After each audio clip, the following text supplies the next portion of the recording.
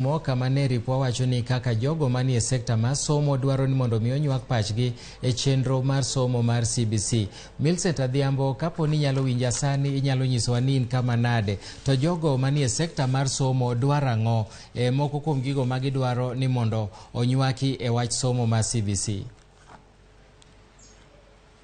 Ero kamana Nyamilton, achiel kachiel kwa Kisumu County ya kaendi, aluora ma Kisian, kuma bende wani achiel kuom skundego eko ma ong'ere kaka Upbet manie riwruok mar CSAC, mano skundego eko mong'ere kaka Alternative Provision of Basic Learning and Training, ma bende nie bwo riwruok mar Complementary Basic Association mag skunde manie Kenya kaendi. Mago skunde ma bende kawang'iyo matut gin skunde ma giyudore kuonde ma ji yuto gini piny, kendo kony malong'o ma giyudo kowuok kuom piny owacho onge. Kendo mane momiyo odiochieng' ma kawuono gibago romo ma bende gidwa ni gitwak e moko kuom midhiero ma gikaloe gi gigo ma gigombo ni piny owacho otimnegi, kotenore kod nyaka weche lai manyien mar somo ma ong'ere kaka CBC, kod kawo paro mopogore opogore ma bende jatend piny owacho William Ruto ne owacho ni pod ji ibro ket kanyo mondo mi gigol paro mondo mi ging'e ni to CBC iketo kama nade. Machiegni kuom ngajwa mondo winy mathoth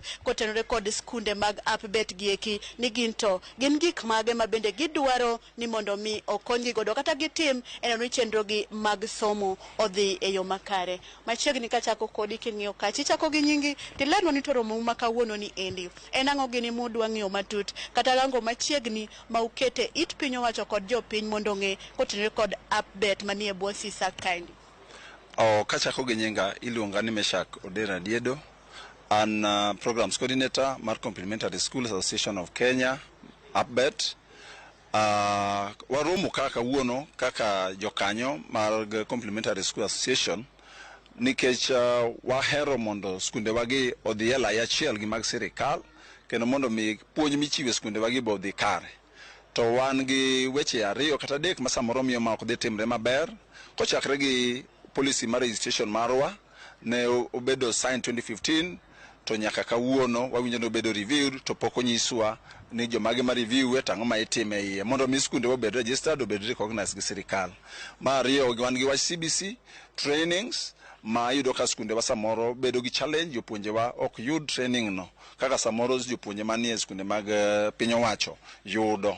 Wade wagomb ni waduto waro ketwa karachiel nikech waduto wakonyo nyithi jo Kenya mondo somo dhi maber, to nikech wan waaye kuonde ma jonyuol samoro yuto gi ni piny, kendo samoro kuonde ma gi aye samoro gionge kata gi uwezo machulo gimoro, wakwayo mondo konya ka jopuonje wa yud CBC training no. Gi mar adek wan gi wach registration of schools. Kane policy obedo passed to waserito, to wagombo ni mondo ma otimre skunde wagi obed recognized mondo mi gigo mwatimo obed gigo manigi recognition ma sirikal oyiego, kich waonge gi shida gi sirikal, but wayie ni mondo sirikal odonje weche mwatimo omiwa support mondo wachiw tich ma gidwaro no kaka dwarore. Ero kamana inya kaka achiel kuom jotelo madongo ma bende tayo moko kuom skunde gi eki, awinjo kanyo wadwa wacho kanyo ni weche mag keto skunde gi andika mondo gibede register mar piny owacho kata skunde manie mong'ere kod piny owacho gin gigo malak kendo gitimore kidam gino makelo midhiero mang'eny mokalo mamiyo chenro mag skunde ok dhi e yo makare. Inyalo wacho ang'o ewi wach makamano? An kachako gi nyinga an Dolphin Oliech, ane area mare Kisumu Central, skunde ni iluongo ni Madomo Kurando Children's Center. An benda wacho ni wakade so many challenges nikech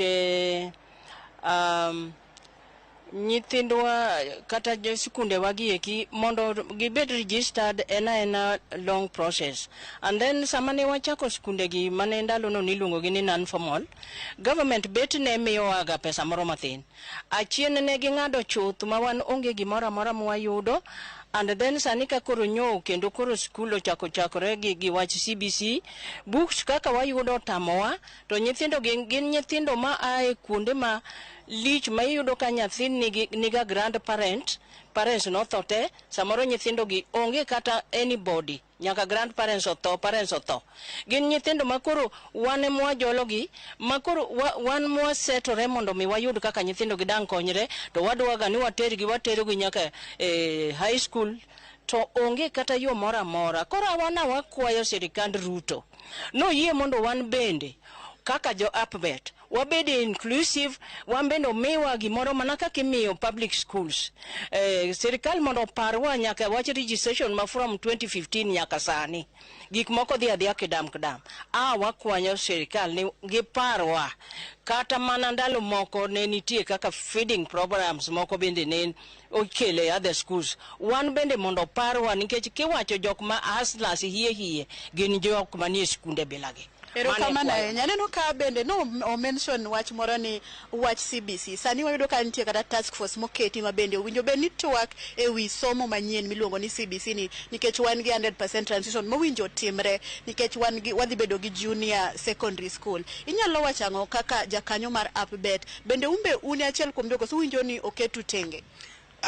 Iluonga ni Ewi Chenro Nyango an kaka jakom mar Upbet schools in Kisumu County. High School ma St. Williams Learning Center. Wawinjo kendo wasomo i gaset kendo wawinjo kilando gi rete ni junior secondary school idhi bed kitero e secondary to some private schools matin emomi ni emanyalo kao junior.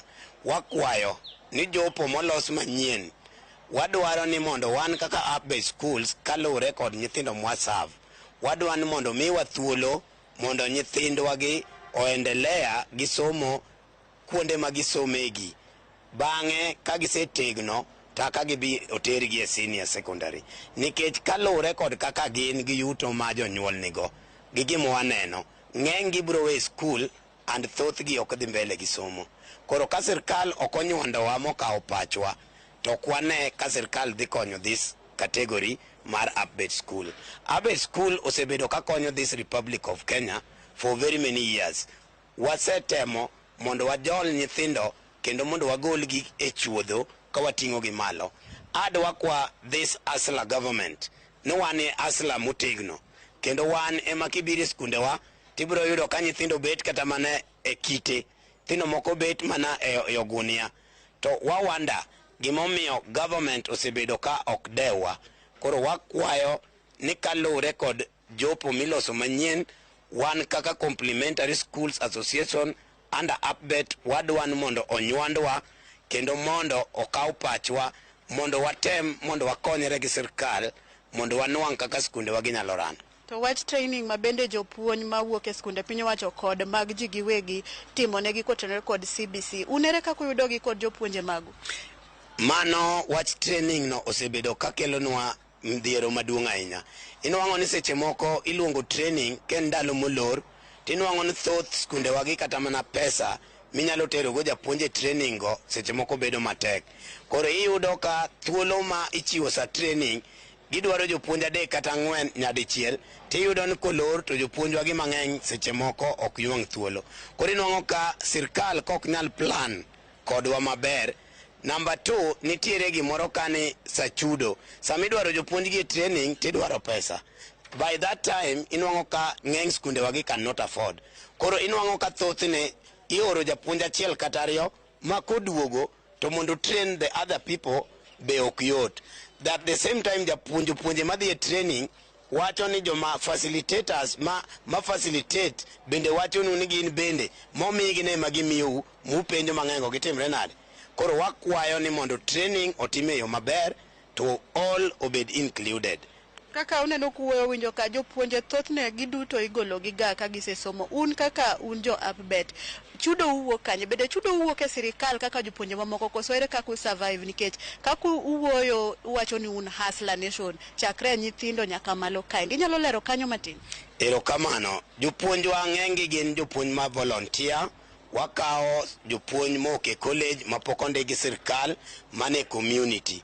Wamiyogi mana token mathoth jopuonj mapuonji Upbet schools mane Kenya ka ng'eny kiluwo gadiera makende ng'eny yudo pesa ma ok ng'eny ni Sh4,000.